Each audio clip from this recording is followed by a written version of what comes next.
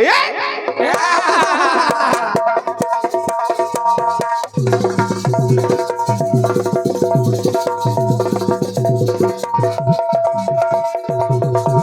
बात बेटा, शाबाश यो।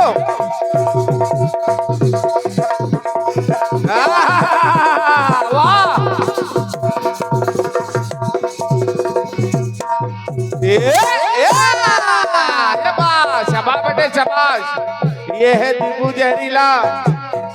चलो आज की रात मेरा दर्द मोहब्बत सुन ले, कब का बातें होठों की शिकायत सुन ले। कोई बात नहीं बाबू। सिर्फ दो चार सवालात का मौका दे दो, हम तेरे शहर में आए हैं मुसाफिर की तरह, हम तेरे शहर में आए हैं मुसाफिर की तरह, हम तेरे शहर में आए हैं मुसाफिर की तरह, हम तेरे शहर में आए हैं मुसाफिर की तरह। ध्यान देना भाई साहब। सिर्फ एक बार मुलाकात का मौका दे दो, हम तेरे शहर में आए हैं मुसाफिर की तरह, हम तेरे शहर में आए हैं मुसाफिर की तरह। बात उस समय की है, आपने अभी हनुमान जी के गीतों को सुना, राम जी के गीतों को सुना, भगवान कृष्ण के गीतों को सुना, बिल्कुल। लेकिन एक ऐसे भक्त के बारे में बता रहा हूं जिसने अर्जुन के भी छक्के छुड़ा दिए। अर्जुन के छक्के छुड़ा दिए।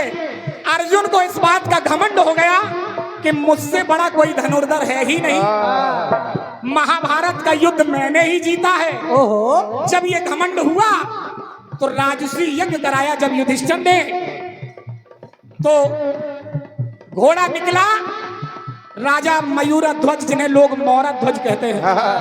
मौरध्वज के राज से जब निकला घोड़ा तो उस घोड़े को ताम्रध्वज ने पकड़ लिया, मौरध्वज के लड़के ने पकड़ लिया। अब भगवान स्वयं किशन सारथी थे और अर्जुन लड़ने के लिए थे, लेकिन उस लड़के ने भगवान किशन और अर्जुन दोनों को मूर्छित कर दिया और घोड़ा लेके अपने घर में बांध लिया। जब घोड़ा बांध लिया, यहाँ अर्जुन और किशन जी की जब मूर्छा खुलती है तो कहते हैं अरे हमारा घोड़ा कहाँ गया। जब कहा घोड़ा कहाँ गया, ये तो कन्हैया की लीला थी, लीला भगवान की थी। घमंड दूर करना था, घमंड दूर करना था अर्जुन का। भगवान श्री हरि ने ब्राह्मण का रूप बनाया, भगवान किशन ने अर्जुन को साथ में लिया, मौरध्वज के पास पहुंच गए, एक कहानी बताने लगे। सुनिए सुनिए। हम आप लोगों के यहाँ आए हैं, मेरी बात सुनिए। मौरध्वज से कहा, क्या मौरध्वज पहचान गए ये कोई नहीं, हमारे नाथ हैं, द्वारकाधीश हैं। सुनिए सुनिए। तेरे दरबार में आए हैं, ये बात यो क्षमा बेटे।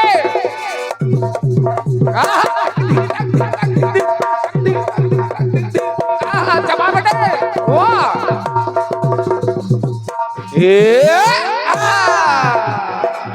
हे मौरध्वज, हे राजन, मेरी पुकार को सुनिए कि तेरे दरबार में आए हैं सवाली की तरह, जी सके चैन से, जी सके चैन से, जीने का सहारा दे दो,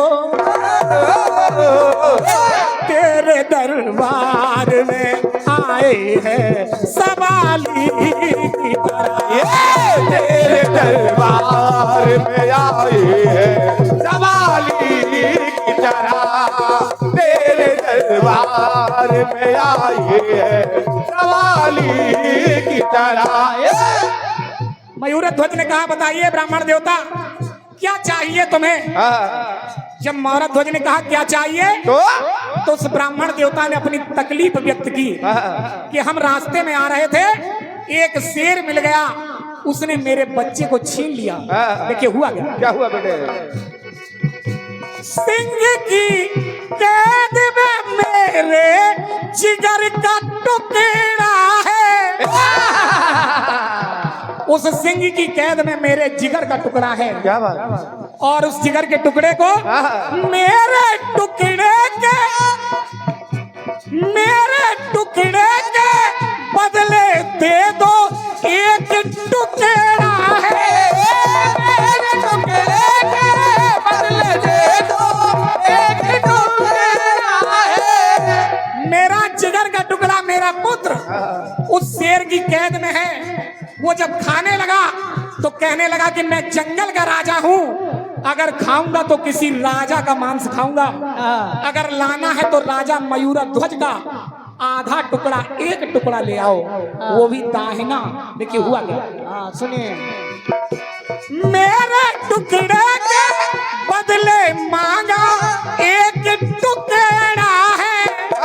और रानी की तरफ देखते हैं, रानी से कहते हैं क्या? हर्ष के साथ, दुख में नहीं, बड़ी खुशी से, ये बात, हर्ष के साथ अपना प्राण प्यारा दे तेरे दरबार में आए हैं सवाली की तरह। ये तेरे दरबार में आए हैं सवाली की तरह। तेरे दरबार में आए हैं सवाली की तरह। बहुत बढ़िया मिश्रा जी, चरणों में वंदना। रानी ने कहा एक टुकड़ा तो देना है, लेकिन देना कैसे? क्या बात? दुर्गेश नंदिनी जी देखिए देना कैसे है। तो ब्राह्मण देवता कहने लगे मैं बता रहा हूं मुझे टुकड़ा किस प्रकार से चाहिए। राजा की देह पुत्र पत्नी मिलके काटेंगे। राजन, एक तरफ तुम्हारा पुत्र, एक तरफ तुम्हारी पत्नी, दोनों आरा चला के राजा को काटे, तब मुझे एक टुकड़ा चाहिए। राजा की देह पुत्र पत्नी मिलके काटेंगे, दाहिना हिस्सा दे दो, दर्द मेरा काटेंगे।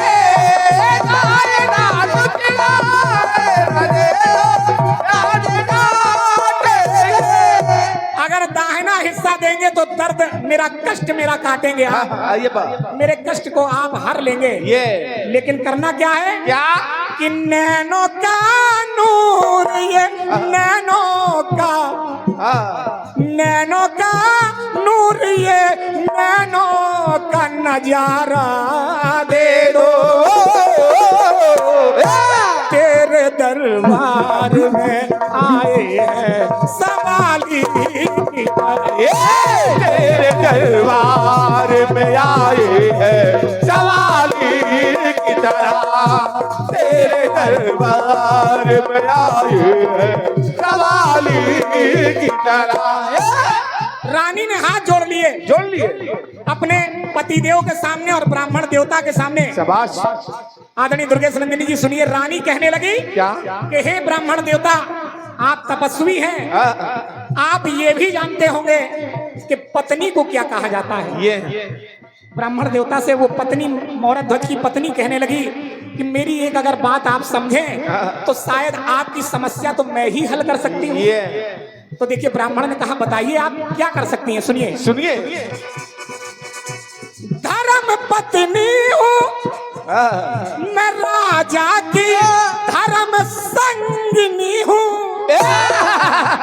मन वचन कर्म से मैं इनकी अर्धांगिनी हूँ। मन वचन कर्म से मैं इनकी अर्धांगिनी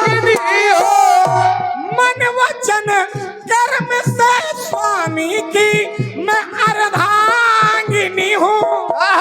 बताइए हे ब्राह्मण देवता, मैं अपने पति की अर्धांगिनी हूँ या नहीं?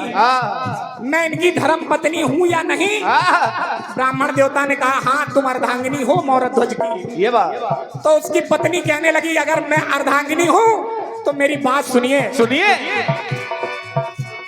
अंग हूँ आधा मैं अपने पति का, क्या बात, क्योंकि मैं अर्धांगिनी हूँ। ये बात। अरे अंग हूँ आधा, आधा अंग हमारा दे दो। अरे मुझे ही काट के दे दो क्योंकि मैं अर्धांगिनी हूँ। क्या बात, बहुत बढ़िया। मैं अपने पति की आधी पत्नी हूँ, तुम मेरा तन काट के ले जाओ लेकिन मेरे स्वामी को छोड़ दो। क्या बात, बहुत बढ़िया। अंग हूँ आधा, आधा अंग हमारा ले लो, तो तेरे दरबार में आई हूँ सवाली की तरह। तेरे दरबार में आई हूँ सवाली की तरह। तेरे दरबार में आया हूँ सवाली की तरह। जब माता ने कहा कि मुझे काट के दे दो तो लड़का पीछे कैसे रह सकता है? ताम्रध्वज कहने लगा क्या? कि हे ब्राह्मण देवता, आप कह रहे हैं कि पिताजी को काट के दे दो, मेरी माता जी कह रही है कि मुझे काट के दे दो, लेकिन मैं भी इनका पुत्र हूँ, एक बात मेरी भी सुनिए। सुनिए, सुनिए प्रभु। विनती करके कहने लगा प्रभु मेरी बात भी सुनिए। पिता का अंश हूँ इस नाते, इनका अंशज हूँ। मैं भी पिता का अंश हूँ, क्या बात, इन्हीं के द्वारा मैं पुत्र पैदा हुआ हूँ। पिता का अंश हूँ इस नाते, इनका अंशज हूँ। तन मेरा काटो क्योंकि मैं भी इनका वंशज हूँ। तन मेरा काटो क्योंकि इनका मैं भी वंशज हूँ। और सबसे बड़ी बात यह है कि तुम्हारे पुत्र को शेर ने पकड़ा है। दुर्गेश नंदिनी जी, वो लड़का ताम्रध्वज कहने लगा कि तुम्हारे पुत्र को शेर ने पकड़ा है। क्या बात बेटे? और पुत्र की समस्या अगर पुत्र हल कर दे तो इससे बड़ी नसीब की क्या बात होगी? क्या बात है, क्या बात है। सुनिएगा, सुनिए।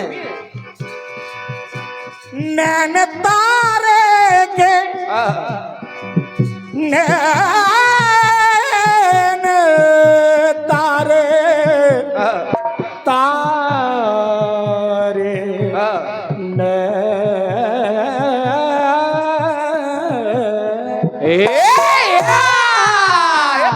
हे राजन, हे ब्राह्मण देवता मेरी बात सुनिए। सुनिए। अरे नैन तारे के बदले कुल का सितारा दे दो। तेरे दरबार में आए हैं सवाली की तरह। तेरे दरबार में आए सवाली की तरह। तेरे दरबार में आए सवाली की तरह। वो ब्राह्मण देवता कहने लगे जो कन्हैया बने थे, बोले सुनिए, उस शेर ने ये कहा है न मैं नारी का मांस खाऊंगा न किसी पुत्र का, मैं वन का राजा हूं इसलिए केवल मैं राजा का मांस खाऊंगा, किसी का मांस नहीं लूंगा। राजा मयूर ध्वज को आप काटिए, फिर आप दाहिना टुकड़ा दीजिए वरना हम जा रहे हैं। जब गुस्सा होके जाने लगे तो पत्नी और पुत्र ने मिलके राजा मौरा ध्वज को काटा, और जब काटने लगे तो राजा मौरा ध्वज की बाई आंख से आंसू छलक पड़े। और जब आंसू आया, क्योंकि ब्राह्मण ने ये शर्त रखी थी कि सहर्ष दान चाहिए, दुख नहीं होना चाहिए। अगर आंसू आ गया तो शेर आपके मांस को खाएगा नहीं। और जब बाई आंख से आंसू निकला तो ब्राह्मण रूठ के जाने लगे। तो देखिए फिर बुलाया मौरा ध्वज ने भगवान को। सुनिए, सुनिए। बोले प्रभु मैं इसलिए नहीं रो रहा हूं कि मुझे दर्द हो रहा है, मैं इसलिए नहीं रो रहा हूं कि मुझे दर्द हो रहा है काटते समय, नहीं, मेरा ये अंग तुमसे क्या कह रहा है, जरा गौर से सुनिए। सुनिए। मेरे जो टुकड़े हो रहे हैं, 2 टुकड़े शरीर के, ये एक टुकड़ा तो आप ले जाएंगे दाहिना, लेकिन जो मेरा बायां टुकड़ा है ये बड़ा गमगीन है इस समय। बाएं टुकड़े की क्या फरियाद है, जरा सुनिए। सुनिए।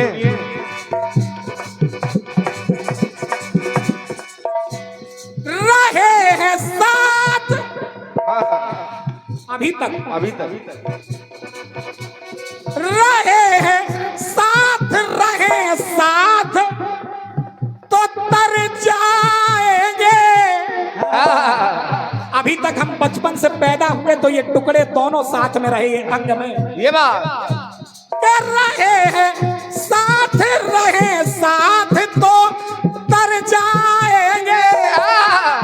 और आज ये एक अंग का हिस्सा बिछड़ रहा है, तो सुनिए प्रभु। बिछड़ के तुमसे बिन मौत ही मर जाएंगे।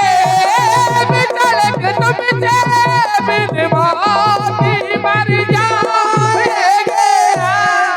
ये बायां टुकड़ा कह रहा है कि तुम तो किसी के मुंह के निवाले बनोगे, तुम तो पुण्य कमा रहे हो, ये बात, लेकिन मैं यही तड़प के मर जाऊंगा। इसलिए इस बाएं अंग में आंसू आ गया प्रभु। ये कारण ये बिछड़ के तुमसे बिन मौत ही मर जाएंगे।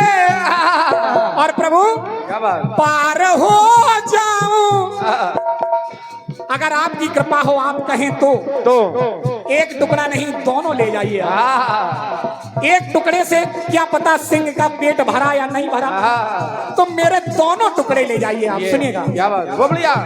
पार हो जाओ मृदुल एक इशारा दे दो, तेरे दरबार में आए हैं भिखारी की तरह। तेरे दरबार में आए हैं सवाली की तरह। तेरे दरबार में आए हैं सवाली की तरह। जी सके चैन से जीने का सहारा दे दो, तेरे दरबार में आए हैं सवाली की तरह। तेरे दरबार में आए हैं सवाली की तरह।